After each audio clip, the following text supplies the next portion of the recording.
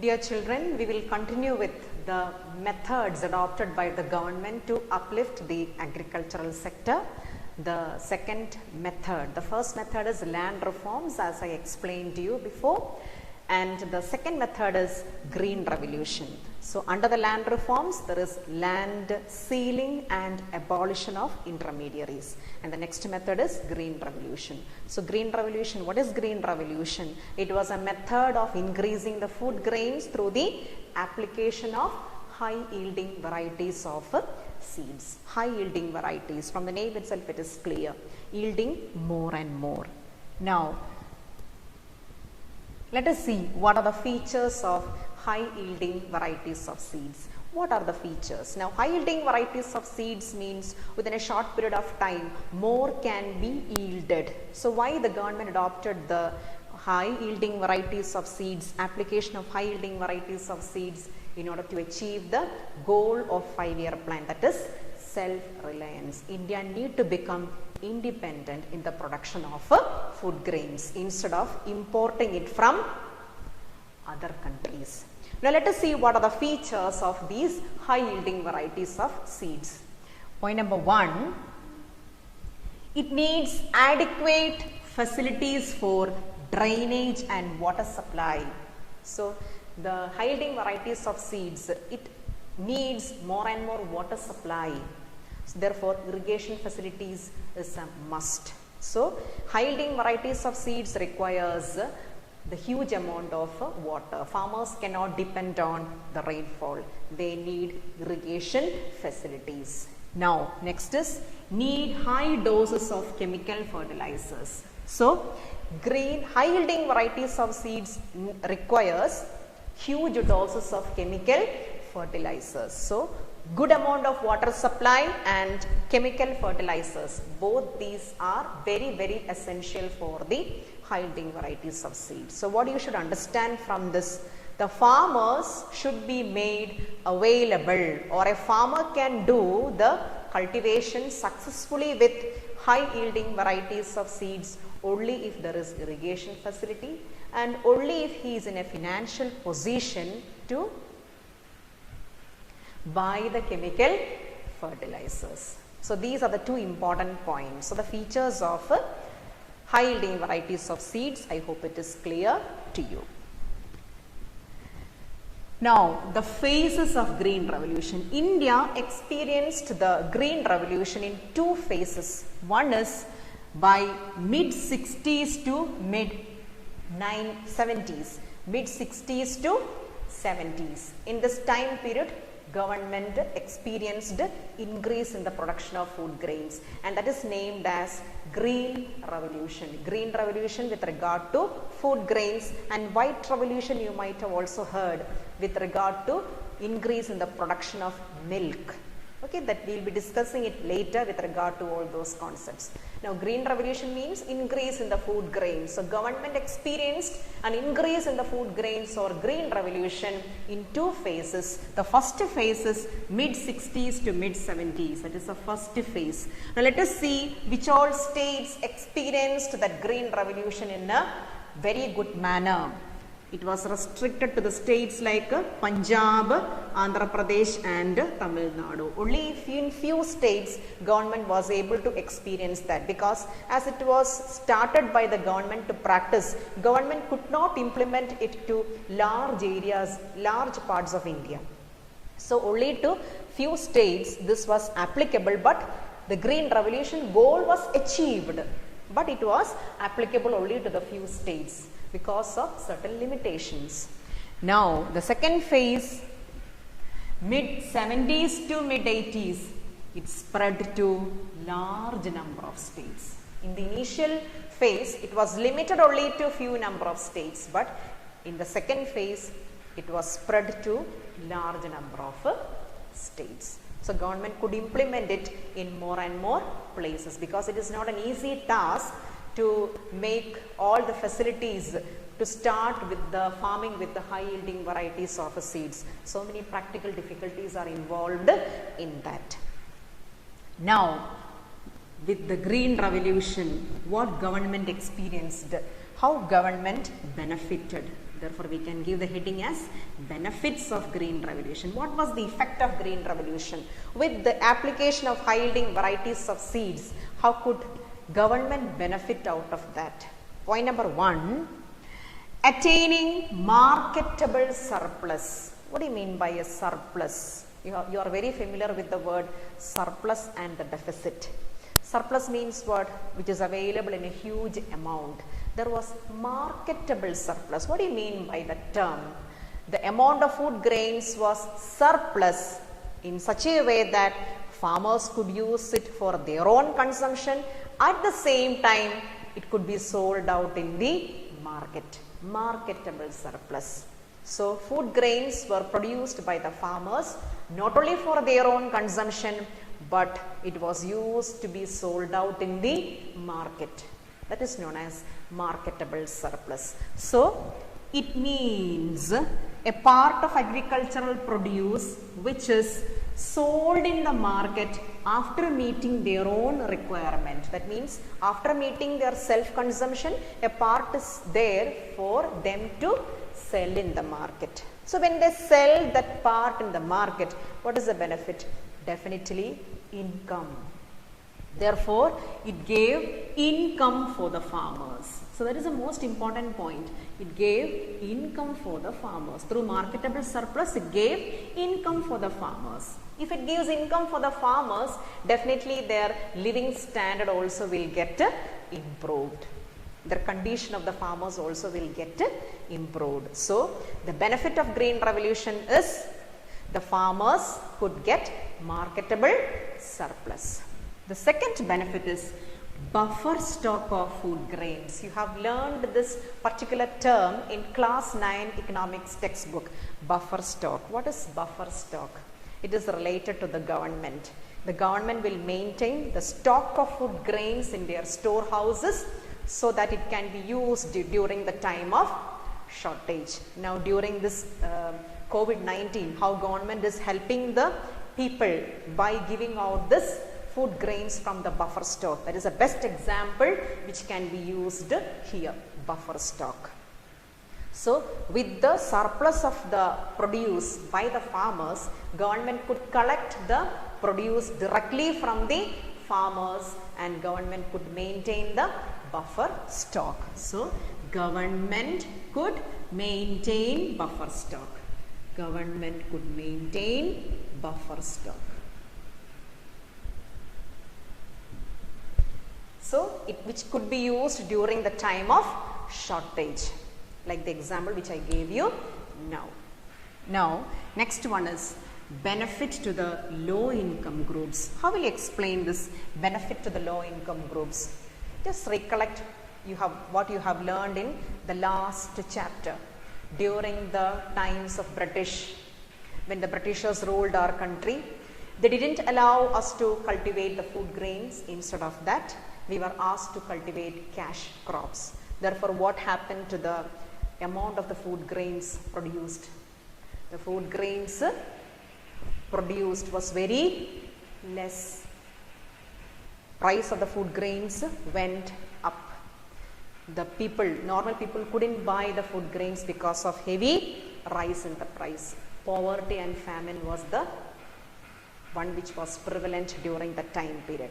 But now the situation is different. There is marketable surplus. More is sold out in the market. So, as there is more food grains, now, what will happen to the price? The price of the food grains is low. So, when it is low, when the price is low, the normal group, isn't it? Low income groups of people can also purchase it. So, when the low income groups of people can purchase, it is a benefit for them. There is no possibility of poverty or famine. So, that was the benefit of the green revolution to the government. So, once again, benefit of green revolution, attaining marketable surplus. Point number 2, buffer stock of food grains maintained by the government which could be used during the time of shortage. And the next one is benefit to the low income groups. where due to the surplus production, prices of the food grains in the market becomes low. Therefore, low income groups can also afford the price and thus poverty and famine is absent. Now we will move on to the risk involved in the green revolution. Now, even though there is increase in the food production, risk is also involved in the green revolution, because green revolution means what? Increase in the food grains due to the application of high yielding varieties of seeds. Now, what is the risk involved in high yielding varieties of seeds? So, therefore, when we speak about the heading, risk involved under green revolution means what? Risk which is associated with the application of HYV seeds. Now, what is the first risk? Pest attack. High yielding varieties of seeds are easily attacked by the pest. Therefore, it needs the pesticides. Farmers have to apply the pesticides on that. So, government started working on that on that particular problem. Government could find a solution for that through the establishment of agricultural research institutions. So, research institutions were set up by the government. Research institutions were set up by the government to study about the problem of pest attack related to the use of high yielding varieties of seeds. Thus, so many solutions were found and pesticides and other measures were also taken by the government to help the farmers to reduce the risk of pest attack. So, government found a solution for that. Now, the next risk is risk of increase in the income inequalities. When I explained about the features of high yielding varieties of seeds, I told you high yielding varieties of seeds requires large amount of water. Irrigation facilities are must. And the second one is chemical fertilizers also need to get applied when we use high yielding varieties of seeds. Now, just think about the poor farmers. Better farmers, they will be able to buy all these things. They will be able to get the irrigation facilities and they will be able to buy the chemical fertilizers. But the poor farmers, they found it very difficult to manage the situation where they need irrigation facilities as well as chemical fertilizers. So, at this time, the government found a solution for the problem. The solution was providing subsidies for these farmers. Subsidies by the government. So, risk of increase in the income inequalities. Those farmers who are better off farmers, who can afford all these things, they could produce more and they could earn more income. But what about the poor farmers who cannot afford the irrigation facilities and who cannot buy chemical fertilizers? What will happen to them? They will not be able to continue with the farming method. So, government thought of helping these farmers and introduced a measure known as subsidies. Now, what is meant by the subsidies? Now, subsidies means getting the things from the government institutions. For example, chemical fertilizers. It is required by the farmers. Farmers will be getting this chemical fertilizers from the government outlets at a price which is less than the market price.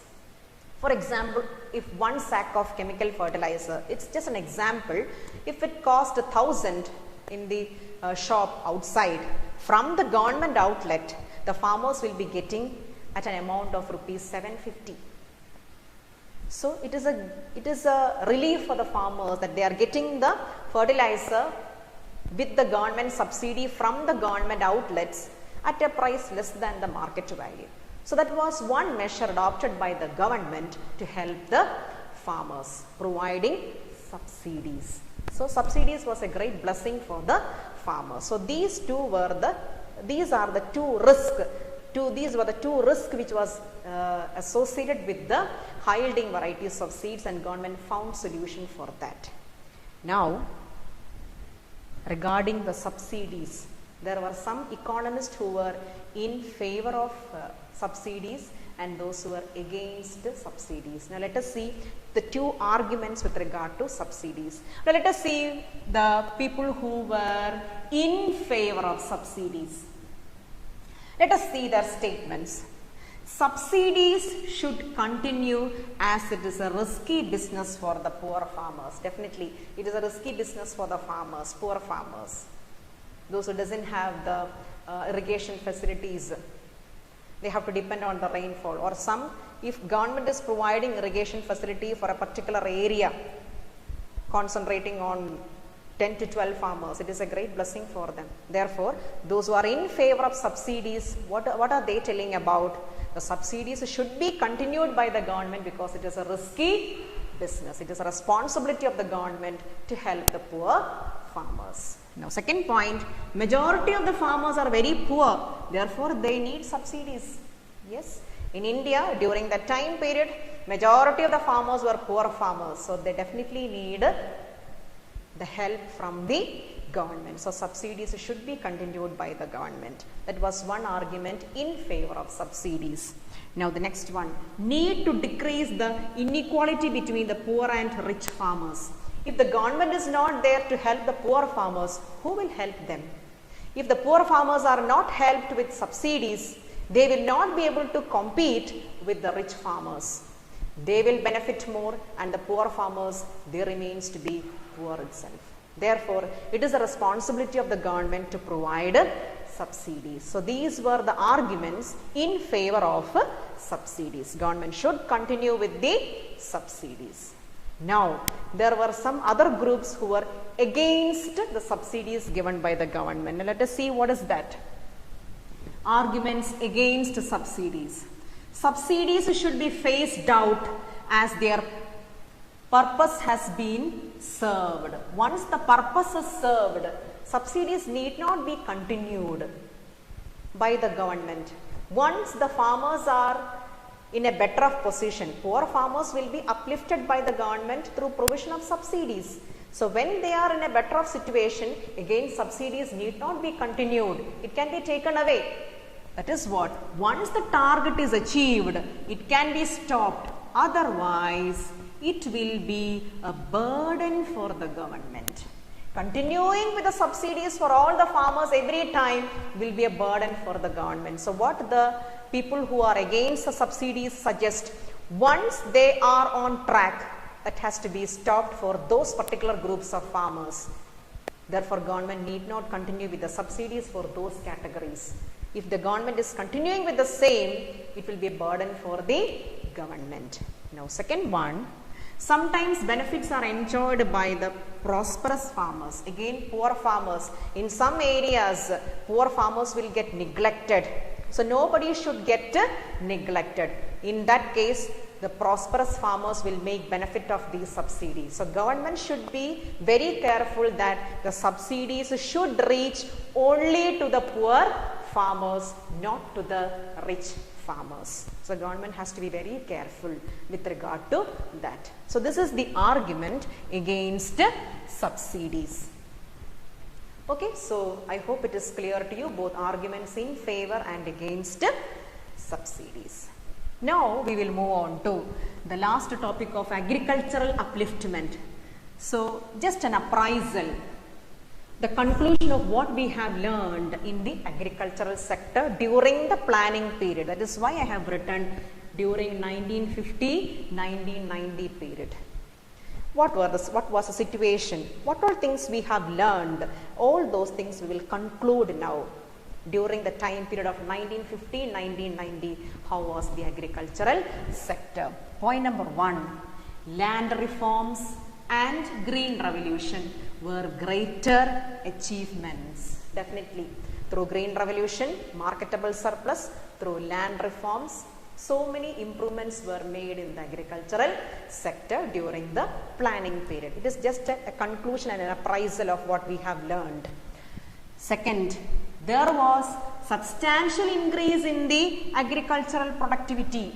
Definitely, through the marketable surplus, we realized the goal of self-reliance. Self-reliance was achieved through ownership of land to the actual tillers, Through the application of HYV seeds and subsidies, farmers were able to increase their production. Therefore, substantial increase in the agricultural productivity was experienced. We became self-reliant.